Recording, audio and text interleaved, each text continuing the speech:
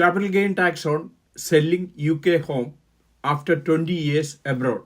If you sell a UK home after 20 years abroad, you may owe UK capital gain tax as a non-resident. Since April 2015, non-resident are taxed on gains from UK residential properties calculated from the property value as of April 6, 2015. If the property was your main home, principal private residence relief might reduce your liability.